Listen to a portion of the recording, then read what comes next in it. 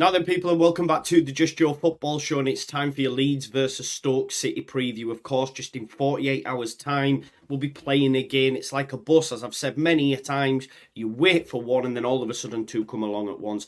We got through the international break. Unfortunately, there's another one on the horizon, but now games are coming thick and fast. And, of course, for all your Leeds United-related content, you can catch it on the Just Joe Football Show. We're getting so close as well to 25k.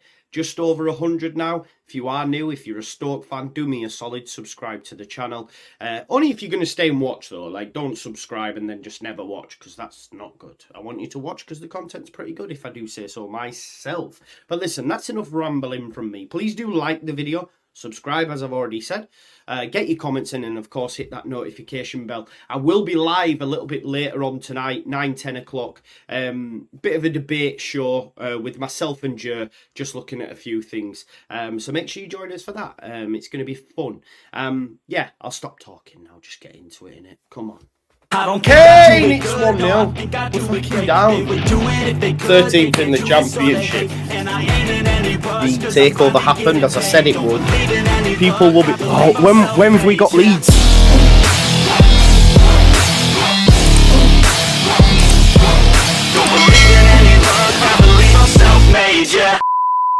So, folks, as we know, Leeds are flying right now. I don't even think Leeds fans realise that we're flying right now. We've got 3 wins on the spin. That's the first time that's happened since May 2021.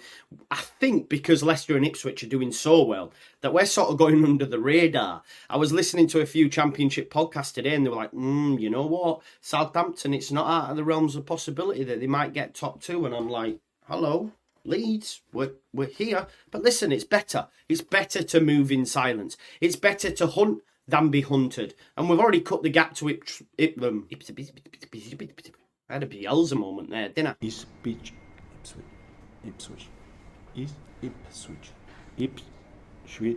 Bueno. Me doy por derrotado. Okay, I give up. We've already cut the gap to 6 points to Ipswich. Okay, they've still got a game in hand, but they've got to win that. It's all about putting points on the board, and Leeds United have done that. Hopefully we can do it against Stoke on Wednesday. Now, in order for us to do that, we have to make sure we're on it from minute 1, because that's not been happening of late in away games. We've actually conceded 3 times now on our travels within the first 10 minutes. That's not good enough.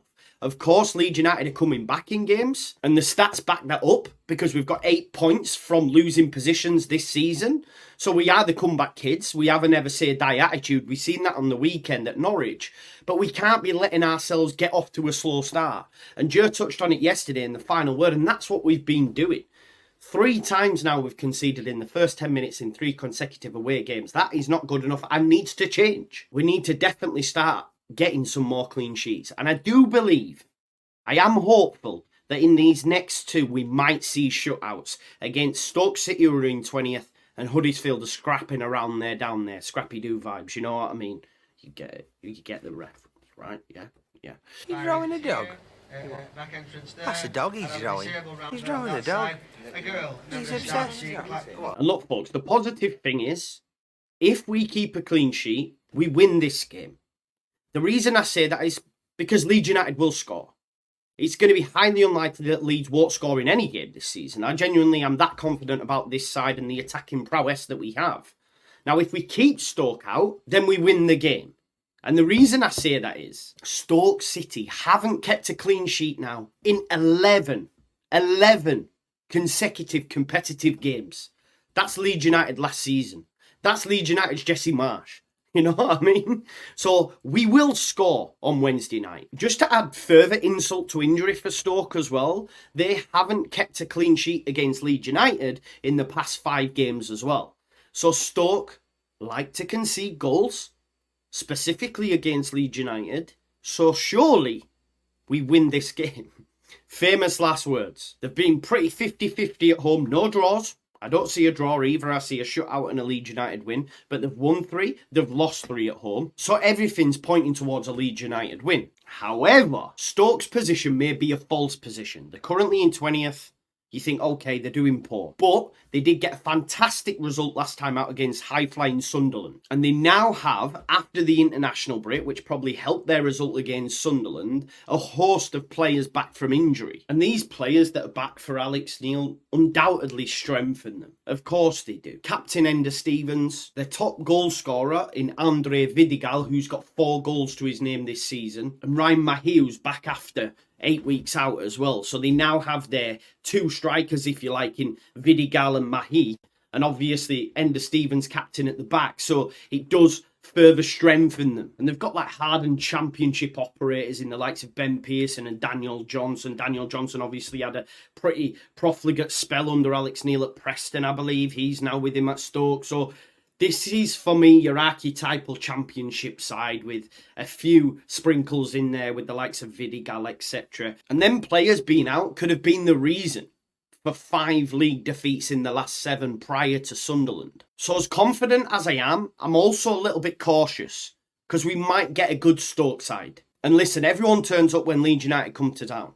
Championship fans will say otherwise, but we know it's true. Another thing to add as well, the Britannia, or the Bet365 it might be now, is not a happy hunting ground for Leeds United. I remember going down there, actually, in Bielsa's first season, when we were subbing on players like Jordan Stevens, and I'm going, oh my God, this squad. And that's the difference, I guess, now between Bielsa and Farke. As much as I love Bielsa, he didn't like a deep squad. Farke is the total opposite. We've got so many options. I mean, just look at the wing options now. You've got Nonto, you've got Anthony, you've got James, you've got Somerville, you've got whoever you like, really. Paveda. It's like the options are aplenty, and that's total different to what we've seen at Bielsa. So yeah, the last 2 at the Britannia/365, we've actually lost. But our man Daniel does have a very good record against Alex Neil. He's only lost once to him in 6 games now. So it seems that Daniel Farke has his number. Daniel Farke is better tactically than Alex Neil. We've seen at the weekend how he outdid Wagner by putting a 3-1-5-2 or whatever it was. 3-1-9-4-10-11, I don't know. But look, we've got ballers, as Daniel Farke would say, in the likes of Crysencio Somerville, Wilfried Nonto, Jorginho Rutter, Yoel Pirro, Dan James, Jadon Anthony. You know, there is options aplenty. I believe we get a clean sheet. I believe we score 2. I think it's going to be 2-0. That's where my money's going. I'm confident we can continue this train, this runaway train that's going to be hard to stop. Like a Leicester City, I think we get second. I've said it. I say it with chest. Leeds United will get promoted this season. Of course, there's a long way to go, but yeah, I just see another 3 points and a continuous 3 points, and it's highly unlikely that Leeds United will drop any lower than this over the course of the season. We may drib and drab. We might 5th and the odd game here and there.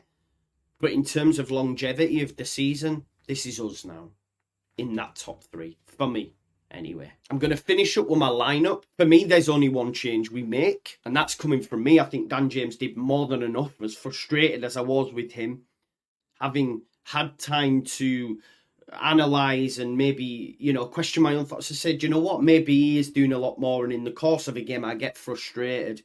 But he more than deserves his spot for this game against Stoke. The only change I make is Luke Ayling at right back. You could go for Jamie Shackleton, of course you could, and he may well do that. But I thought Luke Ayling would start against Norwich. The fact that Gray for me at time looked done, let's make that change, Daniel, and then look ahead to Saturday and maybe bring Gray back in at that point. I'm not too sure, because like I say, we play Saturday and then we play Friday. It's like fixture congestion central right now. But listen, it's what we're in it for. Hopefully we win the game. I think we will. I'm going to go Leeds United 2-0, as I said earlier, with Crysencio Somerville to score the first goal. The lad's got 4 goal involvements in 3 matches now. He's on hot form, and I expect him to continue as well, because him scoring a brace just increases the confidence. Know that if we do go behind, we know we can come back. 8 points from losing positions, although I don't expect us to go behind in this game. I think we win the game 2-0, but yeah, I'm confident. Make sure you join me for the watch along. Look out and put notifications on for a stream a little bit later on with me and Joe. And yeah, I'll leave it there. Thanks as always for watching. I'll see you in a bit. Peace out. Leeds.